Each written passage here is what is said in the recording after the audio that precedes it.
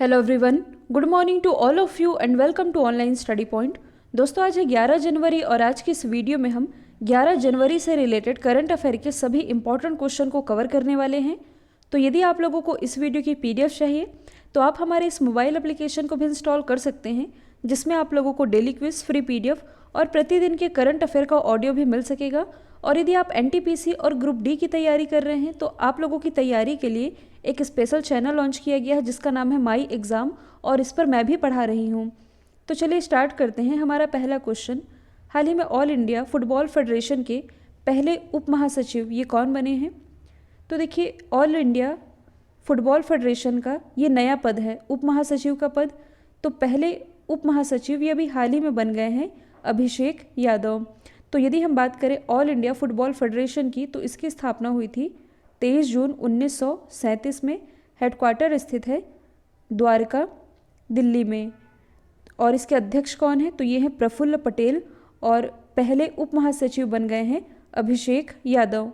यदि हम बाकी के दो ऑप्शन को डिस्कस करें तो हाल ही में जो संजय कपूर है ये ऑल इंडिया चेस फेडरेशन के नए अध्यक्ष बनाए गए हैं, जबकि जो ज्ञानेंद्रो निगोमम है ये हॉकी इंडिया के नए अध्यक्ष बनाए गए हैं, जो कि बिलोंग करते हैं मणिपुर से, और पूर्वोत्तर भारत से हॉकी इंडिया के अध्यक्ष बनने वाले ये पहले व्यक्ति बन गए हैं। हाल ही में अंतर्राष्ट्रीय अखंड सम्मेलन एडुकॉन 2020 का शुभारंभ किसने किया है?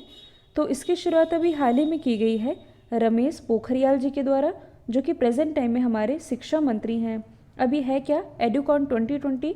तो देखिए, यह जो सम्मेलन है ये भारत में अपनी तरह का पहला आयोजन है, जहाँ दुनिया भर के विद्वान लगातार 31 घंटे यानी कि 31 आवर तक बिना रुके मैराथन संवाद सत्र का आयोजन करेंगे, जिसकी थीम है envisioning education for transforming youth to restore global peace. और इसी एडुकॉन 2020 का शुभारंभ रमेश पोखरियाल जी के द्वारा किया गया है। ये तो है शिक्षा मंत्री, इनकी कॉन्स्टिट्यूंसी क्या है? तो ये है हरिद्वार, उत्तराखंड। और अभी हाल ही में जो टेक्सटाइल मिनिस्टर हैं स्मृति ईरानी जी और शिक्षा मंत्री रमेश पोखरियाल जी, इन दोनों के ही द्वारा हाल ही में टाइकॉथॉन इसकी भी शुरुआत की गई है।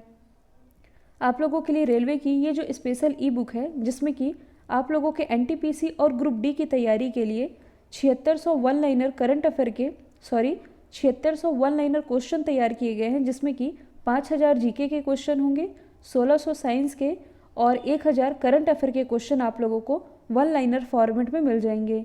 तो इसके लिंक डिस्क्रिप्शन बॉक्स में दी हुई है, आप चाहें तो परचेस कर सकते हैं। हाल ही में किस राज्य ने सरकारी कार्यालयों को ग्रीन टैग प्रदान करने की घोषणा की है? तो ये घोषणा की गई है केरल के द्वारा। मतलब कि केरल में जितने भी गवर्नमेंट ऑफिस हैं इन्हें ग्रीन टैग प्रदान किया जाएगा, ऐसी घोषणा की गई है केरल गवर्नमेंट के द्वारा। तो आप मैप में देख सकते हैं केरल की लोकेशन। जैसा कि आप लोगों ने कहा था कि क्वेश्चन से रिलेटेड या राज्य से रिलेटेड जो भी इन्फॉर्मेशन होती है ये आप लोगों को पीडीएफ में मिलनी चाहिए, इसलिए मैंने इसकी डिटेल कुछ इस तरह मेंशन की है। तो केरल की राजधानी है तिरुवनंतपुरम, और अभी हाल ही में तिरुवनंतपुरम नगर निगम की एक मेयर बनाई गई है जिनका नाम है राजेंद्र आर्या। इनकी उम्र है 21 साल और ये भारत की सबसे कम उम्र की मेयर बन गई हैं। मुख्यमंत्री है पिनरई विजयन, राज्यपाल है आरिफ मोहम्मद खान, मुख्य न्यायाधीश का पदभार संभाल रहे हैं एस मनी कुमार। यहाँ से लोकसभा सीटें आती हैं 20, राज्यसभा सीटों की संख्या है 9, राजभाषा है मलयालम, लोक नृत्य है कथकली और मोहिनी अट्टम। एक मोस्ट इम्पॉर्टेंट फैक्ट आप याद रखेंगे, भारत का पूर्ण साक्षर शहर, मतलब कि भारत में जो पहला पूर्ण साक्षर शहर था ये था केरल का कोट्टायम, और पूर्ण साक्षर जिला तो ये केरल का ही एर्नाकुलम था। जैसा कि आप सभी जानते ही हैं कि साक्षरता के मामले में भारत का नंबर 1 राज्य ये केरल ही है, और अभी हाल ही में डिजिटल एजुकेशन वाला भारत का पहला राज्य ये भी केरल ही बन गया है। यदि आप करंट से रिलेट करेंगे तो हाल ही में सब्जियों के लिए एमएसपी का निर्धारण करने वाला भारत का पहला राज्य ये भी केरल बन गया है। सोमालिया में भारत के राजदूत कौन बने हैं? तो जैसा कि मैंने आप लोगों को कई बार बताया है कि कॉमनवेल्थ कंट्रीज़ यानी कि जो राष्ट्रमंडल देश होते हैं यहाँ उच्चायुक्त मतलब कि हाई कमीशन की नियुक्ति होती है, और जो नॉन कॉमनवेल्थ कंट्रीज़ होती हैं यहाँ अम्बेसडर यानी कि राजदूत की नियुक्ति होती है। और अभी हाल ही में सोमालिया में भारत के अगले राजदूत बन गए हैं वीरेंद्र कुमार पॉल। जो वीरेंद्र कुमार पॉल है ये 1991 बैच के आईएफएस ऑफिसर हैं, जिनकी नियुक्ति सोमालिया में भारतीय राजदूत के रूप में कर दी गई है। तो सबसे पहले आप वर्ल्ड मैप में देख सकते हैं सोमालिया की लोकेशन। ये किस महाद्वीप के अंतर्गत आ रहा है? अफ्रीका महाद्वीप के अंतर्गत। तो यहाँ से आप कुछ फैक्ट रिलेट करेंगे, जैसे कि मैंने आप लोगों को बताया था कि जनसंख्या की भी दृष्टि से और क्षेत्रफल की भी दृष्टि से विश्व का नंबर 1 महाद्वीप ये तो है एशिया। जनसंख्या और क्षेत्रफल दोनों की ही दृष्टि से दूसरे नंबर पर आता है अफ्रीका महाद्वीप। अफ्रीका महाद्वीप से रिलेटेड एक मोस्ट इंपॉर्टेंट फैक्ट आप याद रखेंगे, ये विश्व का एकमात्र ऐसा महाद्वीप है जिससे कि कर्क रेखा, मकर रेखा और विषुवत रेखा ये तीनों ही गुजरती हैं। अब सोमालिया को थोड़ा आप जूम करके देखेंगे तो अफ्रीका का ये वाला जो हिस्सा आप देख रहे हैं ये कहलाता है हॉर्न ऑफ अफ्रीका। मैंने आप लोगों को कई बार बताया है कि हॉर्न ऑफ अफ्रीका के अंतर्गत कुल 4 कंट्रीज़ आती हैं। ये 4 कंट्री कौन कौन सी है? एक तो सोमालिया ही है, दूसरी है इथोपिया, तीसरी है जिबूती जो कि यहाँ छोटी सी दिख रही है, और चौथी है इरिट्रिया। सोमालिया, इथियोपिया, जिबूती और इरिट्रिया यही 4 कंट्रीज़ आती हैं हॉर्न ऑफ अफ्रीका के अंतर्गत। तो हॉर्न ऑफ अफ्रीका का ही एक देश है सोमालिया, जिसकी राजधानी है मोगादिशु, करेंसी है सोमाली शिलिंग। अफ्रीका के पास ही ये जो आप हिस्सा देख रहे हैं ये क्या है? तो ये है मेडागास्कर। तो मैंने आप लोगों को ये भी बताया था कि जो मेडागास्कर है ये पहले अफ्रीका महाद्वीप का ही हिस्सा हुआ करता था। इस वाले हिस्से को यदि आप यहाँ ला करके जोड़ देंगे तो ये एज इट इज़ सेट हो जाएगा। लाखों साल पहले कुछ यहाँ दरार पड़ी जिसके कारण जो मेडागास्कर है ये अफ्रीका महाद्वीप से अलग हो गया, और ऐसा माना जा रहा है कि अफ्रीका महाद्वीप में ही कुछ यहाँ पास अब दरार पड़ने लगी हैं। तो ये भी कहा जा रहा है कि ये दरार पड़ते पड़ते कुछ हज़ार वर्ष बाद ये वाला जो हिस्सा है ये अफ्रीका महाद्वीप से अलग हो जाएगा। अब इस क्वेश्चन में बात की जा रही है राजदूत की, तो जो तरनजीत सिंह सिंधु हैं ये यूएसए में भारत के राजदूत हैं। मोनिका मेहता ये स्विट्ज़रलैंड में भारत की राजदूत हैं, जबकि जो राहुल श्रीवास्तव है ये रोमानिया में भारत के राजदूत हैं। तो ये सभी आप याद रख सकते हैं। हाल ही में किस राज्य सरकार ने पूरे राज्य को नियंत्रित क्षेत्र घोषित किया है?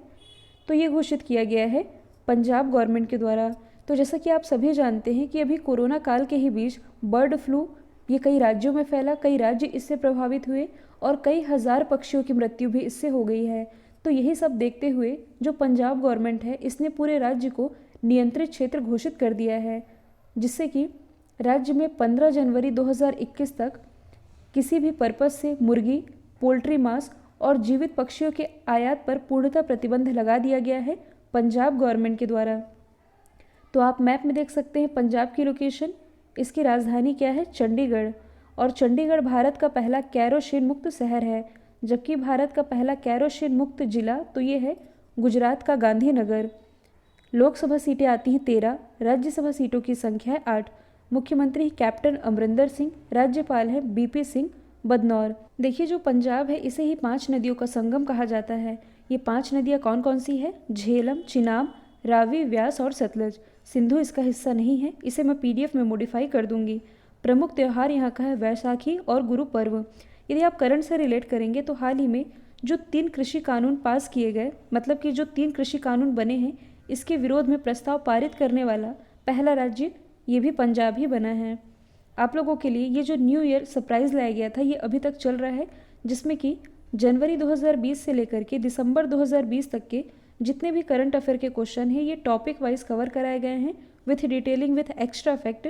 इसकी लिंक डिस्क्रिप्शन बॉक्स में दी हुई है। और जितने भी फिल्म अवार्ड रहे हैं 2020 के, इनसे रिलेटेड जो वीडियो अपलोड किया गया है इसकी भी लिंक डिस्क्रिप्शन बॉक्स में दी हुई है। हाल ही में भ्रष्टाचार की शिकायत दर्ज करने के लिए सतर्क नागरिक मोबाइल एप्लीकेशन किसने लॉन्च किया है? तो ये भी हाल ही में लॉन्च किया गया है जम्मू कश्मीर के द्वारा। और क्यों किया गया है तो इसे आप ज़्यादा डीप में नहीं जाएंगे, क्वेश्चन में ही आंसर लिखा हुआ है कि जम्मू कश्मीर के जो नागरिक हैं ये भ्रष्टाचार यानी कि करप्शन से रिलेटेड जो भी शिकायत है ये शिकायत दर्ज करने के लिए इस मोबाइल एप्लीकेशन का इस्तेमाल कर सकते हैं। इसके लिए इन्हें प्ले स्टोर से इस मोबाइल एप्लीकेशन को इंस्टॉल करना होगा। इसके बाद इसमें रजिस्ट्रेशन करना होगा और शिकायत के रजिस्ट्रेशन के समय एक स्पेशल आईडी नंबर आवंटित किया जाएगा, जिसके बाद में जो शिकायत की स्थिति है इसे ट्रैक भी किया जा सकेगा। और यही लॉन्च किया गया है जम्मू कश्मीर के द्वारा। जम्मू कश्मीर के प्रेजेंट टाइम में उपराज्यपाल कौन है? ये है मनोज सिन्हा। इनसे पहले थे जीसी मुर्मू। जो जीसी मुर्मू हैं ये अब हमारे नए सीएजी बन गए हैं। यदि आप करंट से रिलेट करेंगे तो हाल ही में प्राइम मिनिस्टर नरेंद्र मोदी जी ने जम्मू कश्मीर से प्रधानमंत्री जय सेहत योजना की शुरुआत की है। मैंने आप लोगों को ये भी बताया था कि सेहत योजना के तहत जम्मू कश्मीर में उन नागरिकों को कवर किया जाएगा जो कि प्रधानमंत्री जन आरोग्य योजना या आप कह सकते हैं प्रधानमंत्री आयुष्मान भारत योजना के तहत जो शामिल नहीं हो पाए थे, इन्हें अब जय सेहत योजना के तहत शामिल किया जाएगा। और अभी हाल ही में प्रधानमंत्री की अध्यक्षता में ही जम्मू कश्मीर के लिए 28,400 करोड़ रुपए के औद्योगिक विकास पैकेज की घोषणा भी की गई है। और ये न्यूज़ शायद दिसंबर में ही आई थी कि जो यूएई है इसने श्रीनगर में एक खाद्य प्रसंस्करण केंद्र स्थापित करने की भी योजना बनाई। हाल ही में देश का पहला फायर पार्क ये किस राज्य में खुला है? तो देश का ये जो पहला फायर पार्क है ये खुला है ओडिशा में। ओडिशा की जो राजधानी भुवनेश्वर, यहाँ इसकी शुरुआत की गई है। अब ये है क्या? तो देखिए इस फायर पार्क में अग्निकांड से बचाव के लिए क्या क्या कदम उठाने चाहिए, इससे रिलेटेड लोगों को ट्रेनिंग दी जाएगी। जैसा कि कुछ समय पहले आप लोगों ने ये न्यूज़ देखी भी होगी, गुजरात का एक शहर है जिसका नाम है सूरत। सूरत के एक कोचिंग इंस्टीट्यूट में आग लगी थी और जब आग लग गई थी तो वहाँ से निकलना बहुत मुश्किल हो गया था, जिसके कारण कई स्टूडेंट ने खिड़की से कूदकर अपनी जान बचाई थी और इसमें काफ़ी लोग जलकर मर भी गए थे। और ये जो फायर पार्क है, इस फायर पार्क में बड़ी इमारत में आग लगने पर कैसे कंट्रोल पाया जा सकता है, इन सभी चीज़ों से रिलेटेड ट्रेनिंग दी जाएगी। और यही है भारत का पहला फायर पार्क जो कि ओपन हुआ है ओडिशा में। तो आप मैप में देख सकते हैं ओडिशा की लोकेशन, इसकी राजधानी है भुवनेश्वर। भुवनेश्वर जिसे कि आईएसओ सर्टिफिकेट कुछ समय पहले ही प्रदान किया गया और आईएसओ सर्टिफिकेट प्राप्त करने वाला ये भारत का पहला शहर बना है। इसी भुवनेश्वर में स्थित है कलिंगा स्टेडियम। मुख्यमंत्री है नवीन पटनायक, जिन्हें कुछ समय पहले ही पेटा इंडिया के द्वारा हीरो टू एनिमल अवार्ड से नवाजा गया। राज्यपाल है गणेशी लाल, मुख्य न्यायाधीश है एस मुरलीधर। भीतरकनिका और सिमलीपाल नेशनल पार्क ये ओडिशा में स्थित है। देखिए भारत का जो सबसे लंबा बांध है हीराकुंड बांध, ये महानदी पर बनाया गया है और ये भी स्थित है ओडिशा में ही। देखिए कुछ समय पहले ही जो अमृत रैंकिंग रिलीज की गई थी, अमृत यानी कि Atal mission for rejuvenation urban transformation, इसे टॉप किया था ओडिशा ने। इसके अलावा शहरी प्रशासन सूचकांक में भी ओडिशा टॉप पर रहा है। अब इस क्वेश्चन में बात की जा रही है भारत के पहले पार्क की, जैसे कि भारत का पहला फायर पार्क ये खोला गया है ओडिशा में। इसी तरह आप अदर ऑप्शन को रिलेट कर सकते हैं, जैसे कि जो गोवा है, गोवा में भारत का पहला सैंड ड्यून पार्क यानी कि बालू टिब्बा पार्क स्थापित किया जा रहा है। पश्चिम बंगाल में भारत का पहला टायर पार्क स्थापित किया जा रहा है, जबकि भारत का पहला डायनासोर पार्क ये स्थापित किया गया है गुजरात के महिसागर जिले में। तो ये सभी आप याद रखेंगे।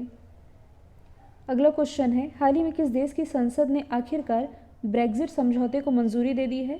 तो ये मैं आप लोगों को कई बार बता भी चुकी हूँ। ब्रेग्जिट, इसे अब आप समझिएगा। देखिए जो यूरोपीय यूनियन है, यूरोपीय यूनियन में पहले 28 कंट्री थी, लेकिन इसी साल नहीं कहा जा सकता, जनवरी 2020 में जो ब्रिटेन है ये यूरोपीय यूनियन से अलग हो गया था, जिसके बाद यूरोपीय यूनियन में अब कंट्रीज़ की संख्या ये रह गई थी 27। इसे मंजूरी नहीं मिली थी, लेकिन अभी हाल ही में इस समझौते को मंजूरी दे दी गई है ब्रिटेन संसद के द्वारा। तो देखिए जब जो ब्रिटेन है ये यूरोपीय यूनियन से अलग हुआ था, जिसके बाद इसने 31 जनवरी 2020 को इसकी खुशी में एक स्मारक सिक्का रिलीज़ किया था, 50 पेंस का ब्रेग्जिट स्मारक सिक्का। तो अब ये आधिकारिक तौर पर इससे अलग ही हो चुका है। सबसे पहले यदि हम बात करें ब्रिटेन की, तो ये यूरोप महाद्वीप में स्थित है। देखिए जो ब्रिटेन है कुल 4 किंगडम है इसके, स्कॉटलैंड, इंग्लैंड, वेल्स और नॉर्थर्न आयरलैंड। ब्रिटेन की जो कैपिटल है ये क्या है? लंदन। लंदन ये किस नदी के किनारे बसा हुआ है? तो ये बसा हुआ है टेम्स नदी के किनारे। यहाँ के प्राइम मिनिस्टर हैं बोरिस जॉनसन, जो कि गणतंत्र दिवस 2021 में भारत में मुख्य अतिथि के रूप में शामिल होने वाले थे, लेकिन ब्रिटेन में कोरोना के बढ़ते प्रभाव को देखते हुए इन्होंने अपना भारत दौरा रद्द भी कर दिया है। ब्रिटेन से रिलेटेड एक मोस्ट इम्पॉर्टेंट फैक्ट आप याद रखेंगे, क्लाइमेट इमरजेंसी लागू करने वाला विश्व का पहला देश ये ब्रिटेन ही है। इसके अलावा कुछ समय पहले ही ब्रिटेन गवर्नमेंट ने ये घोषणा की थी कि 2030 से ब्रिटेन में पेट्रोल और डीजल कारें ये पूर्णतः प्रतिबंधित कर दी जाएंगी। अगला क्वेश्चन है, हाल ही में पूर्वोत्तर भारत का पहला जिंजर प्रोसेसिंग प्लांट यानी कि अदरक प्रसंस्करण संयंत्र ये कहाँ स्थापित किया गया है? तो देखिए ये क्वेश्चन मैंने रिवीजन के लिए सेट किया है और पूर्वोत्तर भारत का जो पहला जिंजर प्रोसेसिंग प्लांट है ये स्थापित किया गया है मेघालय में। मैंने आप लोगों को बताया भी था कि नॉर्थ ईस्ट में हर साल लगभग 4.5 lakh metric ton high quality यानी कि उच्च गुणवत्ता वाले अदरक का उत्पादन होता है, लेकिन यहाँ प्रोसेसिंग और कोल्ड स्टोरेज की सुविधा की कमी के कारण इसका अधिकांश हिस्सा कम कीमत पर बेचना पड़ता है।